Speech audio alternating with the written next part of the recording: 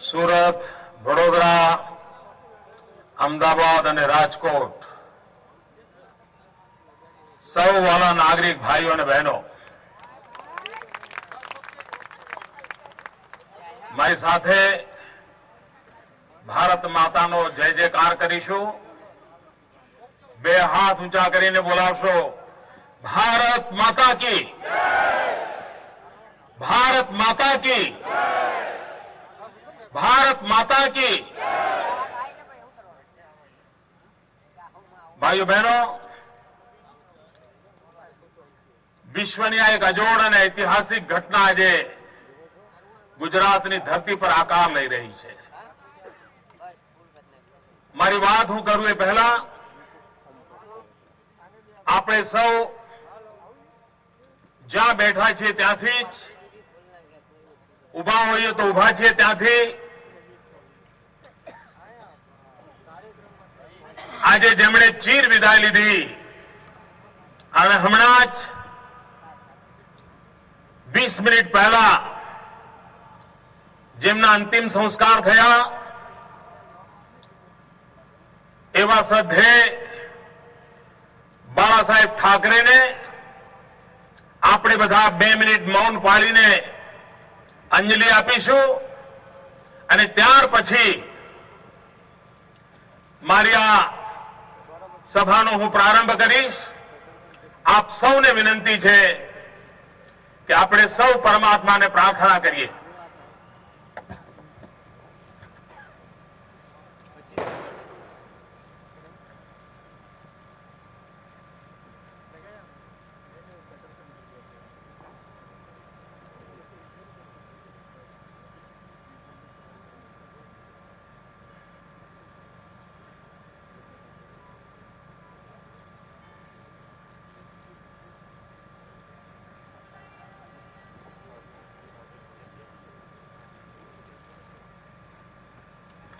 ओम शांति शांति शांति.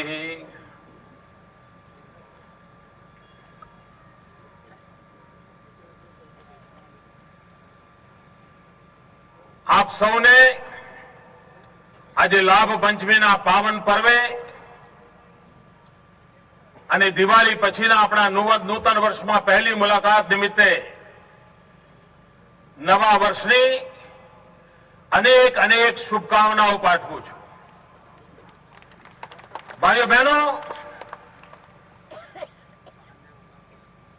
ગુજરાતના ગૌરવની અંદર આજે વધુ એક પીંછું ઉમેરાઈ રહ્યું છે. દુનિયાને ગુજરાતે બતાવવા માંગે છે કે અમે વિશ્વના સમૃદ્ધ દેશોની તુલનામાં પણ આધુનિક ટેકનોલોજીના ઉપયોગની બાબતમાં અગ્રીમ હરોળમાં છે. અને આજે વિશ્વમાં પહેલી વાર ટેકનોલોજીના ઉપયોગથી ચૂંટણી પ્રચાર અભિયાન થતું હોય અને તે પણ એક સ્થળેથી અનેક જગ્યાઓ જોડીને આ વિશ્વના ટેકનોલોજીના ઇતિહાસની અભૂતપૂર્વ અને પહેલી ઘટના છે. અને એનું શ્રેય મારા વાલા ગુજરાતના ભાઈઓ બહેનો, આ ગુજરાતની ધરતીને જાય છે, આપને જાય છે. ભાઈઓ બહેનો,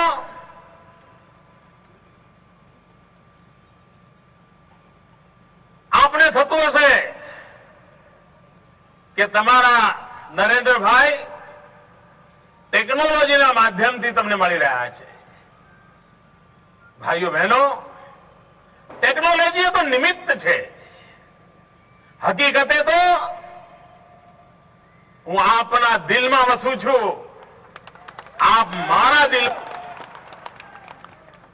આટલા લાંબા સમય સુધી કોઈ એક સરકારને ગુજરાતની સેવા કરવાનો અવસર મળ્યો નથી. ગુજરાતની અંદર ઘણું કરીને 2 વર્ષે, 2.5 વર્ષે સરકારો બદલાતી રહી છે.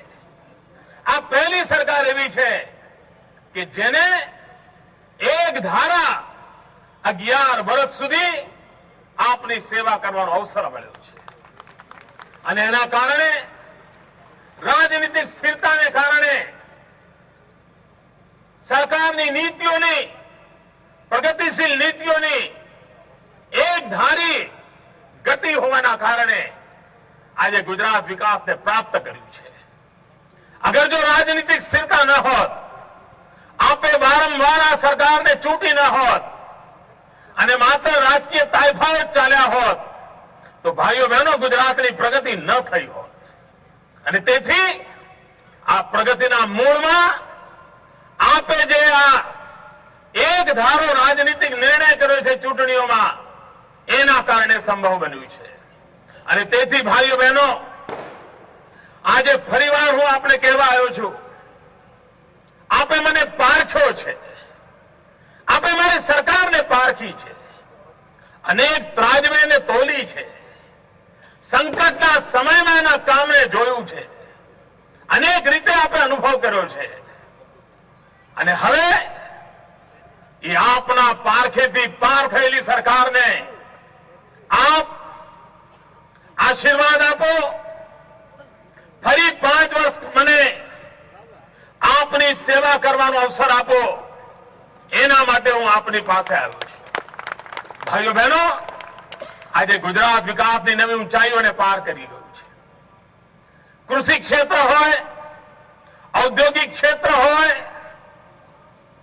રોજગારની બાબત હોય, સિંચાઈની બાબત હોય, આજે ગુજરાતની ચારે તરફ નોંધ લેવાઈ રહી છે. અહીંયા રાજકોટના મારા ભાઈઓ બહેનો બેઠા છે. આખા સૌરાષ્ટ્રની અંદર નર્મદાનું પાણી પહોંચાડવા માટેની નર્મદા અવતરણ ઇરિગેશન યોજના, સૌની યોજના, આપ કલ્પના કરો છો કે એકવાર આ યોજના સાકાર થશે ત્યારે મારું સૌરાષ્ટ્ર કેવું લીલુંછમ હશે, ખેતરો કેવા હરાભરા હશે, મારા ખેડૂતની જિંદગીમાં કેવો બદલાવ આવ્યો હશે. ભાઈઓ બહેનો, કોંગ્રેસ પાર્ટીએ 4 દાયકા સુધી રાજ કર્યું છે. 4 દાયકામાં નર્મદા યોજના માટે એમણે જેટલા રૂપિયા વાપર્યા છે એના કરતા વધારે રૂપિયા નર્મદા યોજનામાં 10 વર્ષની અંદર મારી સરકારે વાપર્યા છે. 9000 ગામડાઓમાં પીવાનું પાણી પહોંચાડ્યું છે, ગામો ગામ પાણી પહોંચાડવાની વ્યવસ્થા કરી છે, પીવાનું શુદ્ધ પાણી પહોંચાડ્યું છે, ખેતરો લહેરાવા માંડ્યા છે. અને એનું કારણ જોવા છે સમગ્ર હિન્દુસ્તાનમાં. અને હું જયારે મનમોહનસિંહજીને પડકાર કરું છું, દિલ્હીની સરકારને પડકાર કરું છું, ત્યારે અમારા અહીંના ગુજરાતના કોંગ્રેસના નેતાઓના પેટમાં તેલ રેડાય છે. મને બતાવો, અરે ગંગા યમુના જેવી બારે માસ વહેનારી તમારી પાસે નદીઓ છે, કૃષ્ણ અને ગોદાવરીની નદીઓ છે, શા માટે દેશનો કૃષિ વિકાસ દર 2%, 3%થી આગળ નથી જતો? ગુજરાત કોંગ્રેસના નેતાઓ જવાબ આપે. અને એવું કયું કારણ છે કે ગુજરાતનો કૃષિ વિકાસ દર 11% પહોંચ્યો છે? ભાઈઓ બહેનો, આ નાની વાત નથી. આ સિદ્ધિ આપણે કરીને બતાવી છે. અને એટલે જ હું પડકાર કરું છું, દિલ્હીની સલ્તનતને પડકાર કરું છું, આ પ્રકારે પરેશાન કરવાના રસ્તા બંધ કરો, આવો વિકાસની સ્પર્ધા કરો. અમે પણ વિકાસ કરીએ, તમે પણ વિકાસ કરો, અને જનતા જનાર્દનને નિર્ણય કરવા દો. પણ એમાં નથી ઉતરવું. એમણે તો સ્પર્ધા આદરી છે આરોપો કરવાની, ગાલી ગલોચ કરવાની, આખી ડિક્શનરી ગુજરાતને ભાંડવામાં વાપરી નાખી છે. હમણાં એક કોંગ્રેસના મિત્રએ કહ્યું, મોદી તો વાનર છે, વાનર. વાનર જોડે મારી તુલના કરી. મને લાગે છે કે જો એમણે રામાયણનો અભ્યાસ કર્યો હોત ને તો વાનર શક્તિ શું કહેવાય એનો એમને પૂરેપૂરો અંદાજ આવ્યો. કોંગ્રેસના મિત્રો, તમે મને વાનર કહ્યો છે, તમારું આ પ્રમાણપત્ર હું સ્વીકાર કરું છું. કારણ હનુમાનજીની ભક્તિ હનુમાનજીની સેવા આખા જગતની અંદર આજે પણ અજોડ માનવામાં આવે છે અને વાનર રૂપી મને ગુજરાતની સેવા કરવા મળી છે અને આ 6 કરોડ મારા ગુજરાતી ભાઈઓ બહેનો એ મારે માટે રામનું સ્વરૂપ છે અને હું એમનો હનુમાન છું, વાનર છું અને હું એમની સેવામાં રત છું. ભાઈઓ બહેનો, શું આ પ્રકારની ગાલી ગલોચની ભાષા વાપરીને તમે દેશની લોકશાહીની સેવા કરો છો? હમણાં દિલ્હીથી ધારે ધારા ઉતરી પડ્યા હતા અને દરેક જણ એક નવું પ્રમાણપત્ર ગુજરાતને આપતું ગયું. એક નેતાએ તો કહ્યું, ये मोदी तो चूहा है, चूहा, ઉંદર છે. મહેરબાન, આ ઉંદરના મહાત્મ્યને તમે જાણતા નથી. અરે ઉંદર તો વિઘ્નહર્તા ગણેશજીનું વાહન છે, વિઘ્નહર્તા ગણેશજીનું વાહન છે. અને મને ગર્વ છે કે ઉંદર તરીકે મારી પીઠ પર વિઘ્નહર્તા ગણેશ બિરાજમાન છે અને એના કારણે મારા ગુજરાતમાં કોઈ વિઘ્ન નથી આવતું. મને ગર્વ છે. તમારા આરોપો, તમારા આક્ષેપો, ગાલી ગલોચની ભાષા, એના દ્વારા તમે દેશને દિશા ચીંધવાના છો. ગુજરાતની જનતા નક્કી કરે. મારે વિકાસની વાતો વધારે કરવી નથી, કારણ વિકાસ તમે જોયો છે, વિકાસ તમે અનુભવ્યો છે. પરંતુ સમયની માંગ છે કે તમે કોંગ્રેસના જૂઠાણાઓને ઓળખો. કેવા કેવા જૂઠાણા ફેલાવે છે. એક જૂઠાણું એમણે એવું ચલાવ્યું કે બધી ગોચરોની જમીન જતી રહી. અરે મહેરબાન, તમે શું પાપ કર્યા છે સાંભળવું છે? મારા ગુજરાતના જનતા જનાર્દન ભાઈઓ બહેનો, આજે હું પહેલી વાર આ વાત તમારી સામે મૂકવા માંગુ છું. મેં હમણાં જરા સરકારની ફાઇલો કઢાવી. 1980 થી 85 દરમિયાન દક્ષિણ ગુજરાતની ફળદ્રુપ જમીન, લીલીછમ જમીન, ગોચરોની જમીન એ વખતની કોંગ્રેસ સરકારે કારખાના ઉભા કરવા માટે આપી દીધી હતી. અને કેટલી દક્ષિણ ગુજરાતમાં એ વખતે જમીન અપાણી, સમગ્ર ગુજરાતમાં જે જમીન અપાણી કોંગ્રેસના રાજમાં, કુલ જે જમીન આપી ઉદ્યોગો માટે, એમાંથી 93% જમીન ગોચરોની હતી. ભાઈઓ બહેનો, હું 12 વર્ષથી આપની સેવામાં બેઠો છું. 12 વર્ષમાં અનેક ઉદ્યોગ કારખાના મેં વિકસાવ્યા છે, પરંતુ દરિયાકાંઠે કર્યા છે જ્યાં એક તણખનું ઉગતું નહોતું. અને જયારે મેં હિસાબ કાઢ્યો તો શું નીકળ્યો?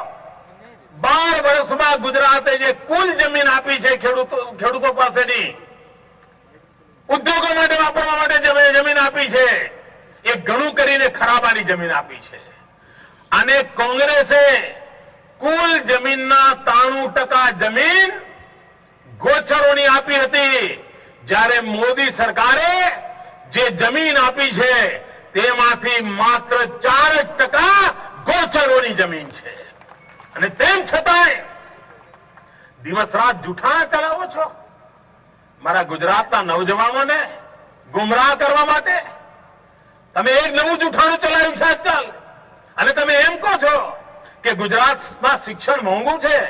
મારા નવજવાન મિત્રો, મારી તમને વિનંતી છે કે તમે જરા વેબસાઇટ પર જાઓ અને રાજસ્થાન સરકારની સરકારી કોલેજોની ફીના ધોરણો શું છે જરા વેબસાઇટ પર જોજો.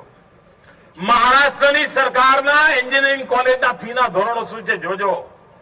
ગુજરાતના મારા નવજવાન મિત્રો, મારે ગર્વ સાથે કહેવું છે, સમગ્ર હિન્દુસ્તાનમાં, અરે કોંગ્રેસના મિત્રો કાન ખોલીને સાંભળી લો, સમગ્ર હિન્દુસ્તાનમાં આજે પણ એન્જિનિયરિંગ કોલેજના શિક્ષણમાં સૌથી ઓછી ફી કોઈ રાજ્યમાં હોય તો એ રાજ્યનું નામ ગુજરાત છે.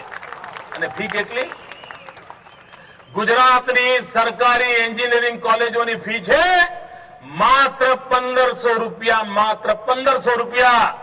અને પડોશમાં જ્યાં રાજસ્થાનમાં કોંગ્રેસનું રાજ ચાલે છે ત્યાં એન્જિનિયરિંગ કોલેજની ફી છે 44,000 થી 65,000 રૂપિયા સુધી ફી લેવામાં આવે છે. ક્યાં 1500 રૂપિયામાં એન્જિનિયરિંગનું ભણતર અને ક્યાં 44,000 થી 65,000 સુધીનું ભણતર. અને તમે પ્રજા સાથે છેતરપિંડી કરો છો. ચૂંટણી આવી એટલે લોકોની આંખમાં ધૂળ નાખવા માટે જાત જાતના વાયદાઓ કરો છો, મોજ બનાવો છો પ્રજાને. મારો કોંગ્રેસના મિત્રોને પડકાર છે કે તમે જે વાતોના વચનો આપી રહ્યા છો, વચનોની વાતો કરી રહ્યા છો, લોકોને મૂર્ખ બનાવવાની વાતો કરો છો. મહારાષ્ટ્રમાં તમારી સરકાર છે, રાજસ્થાનમાં તમારી સરકાર છે, આંધ્રમાં તમારી સરકાર છે, દિલ્હીમાં તમારી સરકાર છે. આખા દેશનો કારોબાર તમારી પાસે છે. એક જગ્યાએ તો તમે અહીં જે બોલી રહ્યા છો મેં એક તો પાલન કરી બતાવો. છેતરપિંડી કરવા સિવાય કઈ કરવું નથી. છેતરપિંડી કરવા સિવાય કઈ કરવું નથી. ભાઈઓ બહેનો, આ કોંગ્રેસ પાર્ટીએ 2004માં અને 2009માં લોકસભાની ચૂંટણીમાં આખા દેશની જનતાને લેખિતમાં વચન આપ્યું છે કે જો અમારી સરકાર બનશે તો અમે 100 દિવસમાં મોંઘવારી દૂર કરીશું. તમે રાજકોટના ભાઈઓ માથું હલાવો છો ને, આ બાજુ સુરતના ભાઈઓ પણ માથું હલાવે છે, વડોદરાના ભાઈઓ માથું હલાવે છે, અમદાવાદના માથું હલાવે છે. યાદ કરો, કોંગ્રેસ આવું કહ્યું હતું ને, 100 દિવસમાં મોંઘવારી હટાવીશું. હટાવી મોંઘવારી? આ છેતરપિંડી નથી તો બીજું શું છે? અને મોંઘવારી હટાવી નથી એટલું જ નહીં, એમને એનો અફસોસ પણ નથી, દુઃખ પણ નથી. ગરીબના ઘરમાં ચૂલો ન સળગે એ દશા કરી મૂકી છે, અને છતાં પણ આ કોંગ્રેસના પેટનું પાણી હાલતું નથી. ન પ્રધાનમંત્રીને દુઃખ થાય છે, ન કોંગ્રેસ પાર્ટીના અધ્યક્ષાને દુઃખ થાય છે. તમે શું પ્રજાને વચનો આપવા નીકળ્યા છો? છેતરપિંડી કરવા નીકળ્યા છો? આવા તો મારી પાસે સેંકડો ઉદાહરણો છે કે કોંગ્રેસે માત્ર વોટ બેંકની રાજનીતિ કરવાની, ટુકડા ફેંકવાના, ચૂંટણી આવે ત્યારે જાત જાતની વાતો કરવાની, જૂઠાણા ફેલાવવાના, એની રીત રસમ છે. અને ગુજરાત કોંગ્રેસને હવે બરાબર ઓળખી ગયું છે. અને એટલે કોંગ્રેસને 20 વર્ષથી તગેડી મૂકી છે. ગુજરાતની જનતા કોંગ્રેસને પગ મૂકવા નથી દેતી. હવે કોંગ્રેસના મિત્રો ભોરાટા થયા છે, અકળાયા છે, અને હતાશા, નિરાશાને કારણે બધું જાણે લૂંટાઈ રહ્યું છે. કારણ એમને છે કે આ ગુજરાત સમૃદ્ધ થયું છે, દેશને લૂંટ્યો, પણ ગુજરાત કેમ બાકી રહી ગયો, એને લૂંટવો છે. અને એટલા માટે અહીંયા ડોકા કરી રહ્યા છે. મારા ગુજરાતના ભાઈઓ બહેનો, આપણે ગુજરાતને લૂંટાવા નથી દેવું. દેશને જે રીતે લૂંટવામાં આવી રહ્યો છે, ગુજરાતને લૂંટાવા નથી દેવું. એવા કોઈ તત્વોને ગુજરાત આપણે સોંપવું નથી કે જેના કારણે આપણું ગુજરાત બરબાદ થઈ જાય. ભાઈઓ બહેનો, ગુજરાતના આવતીકાલની રક્ષા કરવી છે. હમણાં ભારત સરકારનો એક અહેવાલ આવ્યો, આખા દેશમાં રોજગારીની બાબતમાં ઓછામાં ઓછા બેરોજગાર કોઈ રાજ્યમાં હોય તો ગુજરાતમાં છે. ભાઈઓ, તમે હિન્દુસ્તાનના કોઈ પણ ખૂણામાં જાઓ, કોઈ ગુજરાતી છોકરો નોકરી શોધવા માટે ત્યાં આટા મારતો તમે જોયો છે કે ભાઈ હું રાજકોટથી આવ્યો છું, સુરતથી આવ્યો છું, વડોદરાથી કઈ રોજગાર મળી જાય એટલા માટે અહીંયા આવ્યો છું, કોઈ જોયો છે? પણ હિન્દુસ્તાનના બધા રાજ્યોના લોકો ગુજરાતમાં જોવા મળે છે કે નહીં? શા માટે અહીં આવે છે? કારણ એમને ખબર છે અહીંયા રોજગારીની તકો છે, અહીંયા વિકાસ થઈ રહ્યો છે.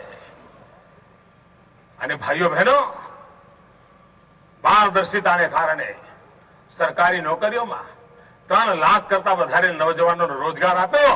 અને આજ સુધી કોઈ નવજવાનને લાગવગની જરૂર પડી હોય કે એને ભ્રષ્ટાચાર કરીને નોકરી મેળવવી પડી હોય એવી એક પણ ઘટના સામે નથી આવી. ગરીબ વિધવાના દીકરાને કે દીકરીને ઘેર બેઠા નોકરી આપવાનું કામ અમે કરી બતાવ્યું છે. આ અમારી વિશેષતા છે, અને આ વિશેષતાને મારે આગળ ધપાવી છે. ભાઈઓ બહેનો, મારે મારી માતાઓની શક્તિને ગુજરાતના વિકાસમાં જોડવી છે. સખી મંડળોનું અભિયાન ચલાવ્યું છે મેં, અને આ સખી મંડળોના અભિયાન દ્વારા સમગ્ર ગુજરાતમાં 2.25 લાખ કરતા વધારે સખી મંડળો બન્યા છે. 25 લાખ કરતા વધારે મારી ગરીબ માતાઓ બહેનો સખી મંડળની સદસ્ય બની છે. અને લગભગ 1700 કરોડ રૂપિયા જેવી માતબર રકમ આજે મેં મારી સખી મંડળની બહેનોના હાથમાં મૂકી છે. અને મને સંતોષ છે કે આ 25 લાખ જેટલી બહેનો ગુજરાતના વિકાસમાં ભાગીદાર બની છે. આ કામ કોંગ્રેસના લોકોને નહોતું સૂઝ્યું, અમને સૂઝ્યું. અને નવજવાન મિત્રો, હું તો આજે પણ તમને કહેવા આવ્યો છું, આપણે કોઈ પણ ધંધો રોજગાર કરવો હશે, કોઈ પણ વ્યવસાય કરવો હશે અને બેંકમાં લોન લેવા જાઓ અને બેંક વાળા એમ કહે કે ગેરેન્ટર લઈ આવો અને તમને કોઈ ગેરેન્ટર મળે નહીં, બેંકમાંથી પૈસા મળે નહીં, ઉદ્યોગ થાય નહીં, ધંધો થાય નહીં, વેપાર થાય નહીં, નવજવાન જાય ક્યાં? ભાઈઓ બહેનો, મારી સરકારે નિર્ણય કર્યો છે, ગુજરાતનો કોઈ પણ યુવક કે યુવતી બેંકમાં લોન લેવા જશે અને બેંક અને ગેરેન્ટર તરીકેની માંગણી કરતું હશે તો હવેથી મારા ગુજરાતના જવાનીઓનો ગેરેન્ટર બનવા માટે મારી સરકાર સામે ચાલીને આવવા તૈયાર છે. મારા ગુજરાતના જવાનીઓની જિંદગી બદલવી છે, એના માટે મારે કામ કરવું છે. ભાઈઓ બહેનો, કોંગ્રેસે દેશને બરબાદ કરી મૂક્યો છે અને કોંગ્રેસમાં ચરિત્ર છે. કોંગ્રેસ વિપક્ષોને સાંખી નથી શકતી, પોતાનાથી વિપરીત વિચારની કોઈ સરકારોને ચલાવી લેવા નથી માંગતી. મારી તો પોલિટિકલ પંડિતોને વિનંતી છે કે કોંગ્રેસના ચરિત્રનો અભ્યાસ થવો જોઈએ અને કોંગ્રેસના ચરિત્રનો અભ્યાસ કરીને કોંગ્રેસના લોકોને દેશની સામે ખુલ્લા પાડવાની જરૂરિયાત છે. એક જમાનો હતો જ્યારે પંચાયતથી પાર્લામેન્ટ સુધી એકલા કોંગ્રેસનું રાજ હતું, એકલા કોંગ્રેસનું રાજ હતું. અને એવે વખતે કોઈ વિપક્ષની સરકાર જો ચૂંટાઈ જાય તો શામ દામ દંડ ભેદ દિલ્હી સરકારનો દુરુપયોગ કરીને, ધારાસભ્યોનું ખરીદ વેચાણ કરીને, એ પાર્ટીમાં ભાગલા પડાવીને એની સરકારો કેમ તોડવી એના જ કારસા રચવામાં આવતા હતા. એક પણ વિપક્ષની સરકાર 5 વર્ષ સુધી હિન્દુસ્તાનના કોઈ રાજ્યમાં ચાલવા દેવામાં નહોતી આવતી. અનેકો વખત 356મી કલમનો દુરુપયોગ કરીને કોંગ્રેસે વિરોધ પક્ષોની સરકારોને તોડી ફોડી નાખી હતી. આ એમનો કારસાનો રહ્યો. પણ સમય બદલાણો, હવે 356 નો ઉપયોગ કરી શકે એમ નથી અને 356 નો ઉપયોગ કરવો કઠિન થઈ ગયો છે. એટલે હવે શું કરે છે? વિપક્ષના જેટલા રાજકીય આગેવાનો છે, જેટલા શક્તિશાળી આગેવાનો છે, એની પાછળ સીબીઆઈ લગાવી દો, ખોટા કેસ કરીને ફસાવી દો, આખી જિંદગી જેલમાંથી બહાર ના આવે એના માટેની તજવીજ કરો. શું ભાઈઓ બહેનો આ લોકશાહી છે? શું મહાત્મા ગાંધી આ રસ્તો બતાવીને ગયા હતા? ભાઈઓ બહેનો, મારો તો ખુલ્લો આરોપ છે, ગુજરાતને બદનામ કરવા માટે, ગુજરાતને બરબાદ કરવા માટે, ગુજરાતની સરકારને ગયા 8 વર્ષથી લોહી પીવાનું કામ દિલ્હીની સરકાર કરતી રહી છે. કોઈ મોકો નથી છોડ્યો, કોઈ એવી સંસ્થા નથી કે જેને એમને ગુજરાતની પાછળ ન લગાડી હોય. અને આ ચૂંટણીમાં તો લખી રાખજો ભાઈઓ, કોંગ્રેસ પાર્ટીના ખાલી ઉમેદવારો હશે પણ ચૂંટણી સીબીઆઈ લડવાની છે. 100% લખી રાખજો. આજ એમની પેરવી છે. ભાઈઓ બહેનો, આ જો પ્રવૃત્તિ હોય તેની સામે ગુજરાતે મુકાબલો કરવો પડે. અને દિલ્હીની સલ્તનત કાન ખોલીને સાંભળી લે, તમે હિન્દુસ્તાનના બીજા રાજ્યો પર જુલ્મ કરી શકતા છો પણ ગુજરાત જુલ્મનો જવાબ આપે એવું રાજ્ય છે. એના 6 કરોડ નાગરિકો સ્વાભિમાની છે. આ સરદાર પટેલની ભૂમિ છે, એને તમે એ રીતે તબાહ નહીં કરી શકો. ભાઈઓ બહેનો, કોંગ્રેસે મોંઘવારી તો દૂર ન કરી,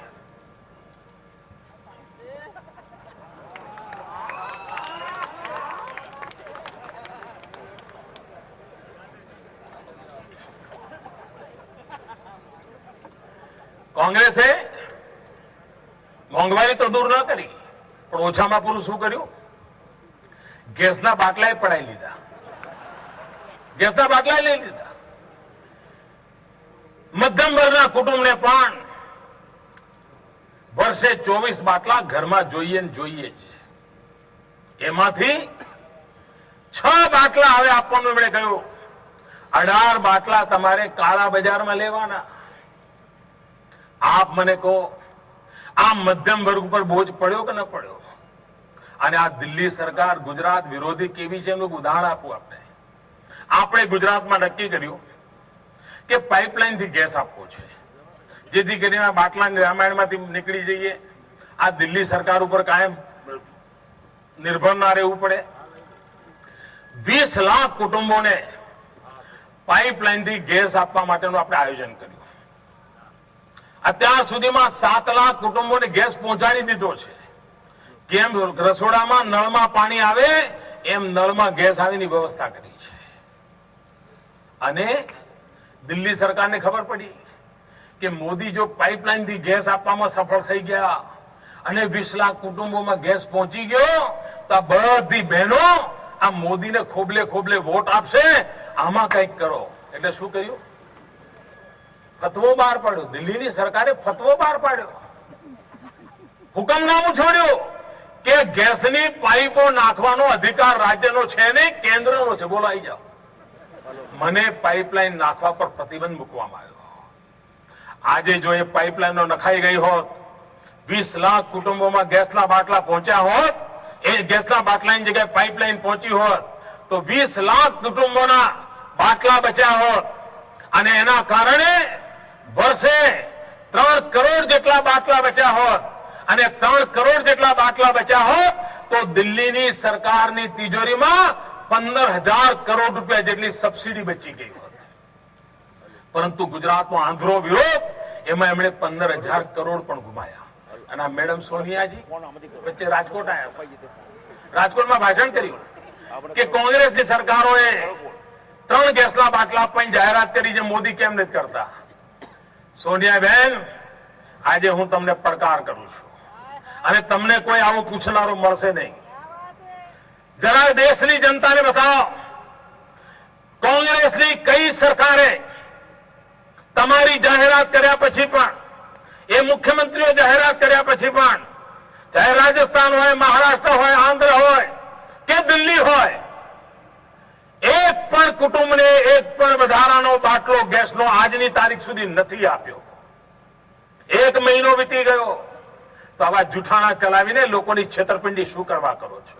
અને મોદીને પૂછો છો કે મોદી ગેસના બાટલાનું શું કરવાના છે? એમનો જવાબ ન આપવાની આવશ્યકતા છે. ભાઈઓ બહેનો, આજે રામ પાંચમથી ધંધા રોજગારની શરૂઆત થતી હોય છે.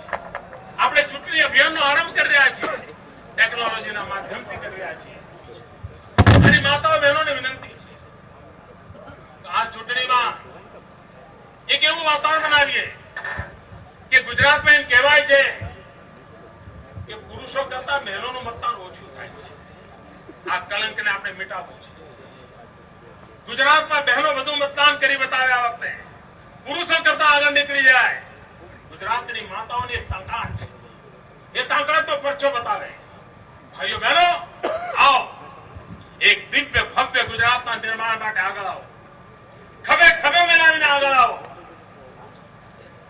અપપ્રચાર, જૂઠાણા, અફવાઓ એ બધાને ભૂલીને 11 વર્ષનો વિકાસનો ઇતિહાસ યાદ રાખો. અને ભાઈઓ બહેનો, મારે કોઈના માટે ભેગું કરવાનું નથી. મારે પાછળ કોઈ રડવા વાળું મેં રાખ્યું નથી. મારા તો 6 કરોડ ગુજરાતીઓ, એ જ મારું કુટુંબ છે. આ મારા 6 કરોડ ગુજરાતીઓનું સુખ, એ મારું સુખ છે. આ મારા 6 કરોડ ગુજરાતીઓની પ્રગતિ, એ મારી પ્રગતિ છે. આ મારા ગુજરાતને સુખ, શાંતિ, સમૃદ્ધિ પ્રાપ્ત થાય એ સંકલ્પ લઈને હું કામ કરું છું. ભાઈઓ બહેનો, એક જમાનો હતો ગુજરાતની અંદર કર્ફ્યુ રોજની ઘટના હતી. ગુજરાતના કોઈ ખૂણામાં તોફાનો ચાલતા, કર્ફ્યુ આવતો હોય. ભાઈઓ બહેનો, આજે 12 વર્ષ થયા આ ગુજરાતની ધરતી પરથી કર્ફ્યુની વિદાય થઈ. ચટ્ટાબાજી બંધ થઈ. નિર્દોષ લોકોને મોતને ઘાટ ઉતારવાના કારસા બંધ થઈ ગયા. શાંતિ, એકતા, સદભાવના આ ગુજરાતે બતાવી છે. આજે સત્કાર કર્યો આટલી મોટી સંખ્યામાં ચારે જગ્યાએ હું આપણે જોઈ શકું છું. ચારે જગ્યાની સભાઓ મને અહીંયા બરાબર દેખાય છે. અને આપનો ઉમંગ ઉત્સાહ હું અનુભવી રહ્યો છું. ભાઈઓ બહેનો, હું આપનો ખૂબ ખૂબ આભાર માનું છું. ફરી એકવાર મારી સાથે બોલીશું, ભારત માતા કી જય, ભારત માતા કી જય, ભારત માતા કી જય.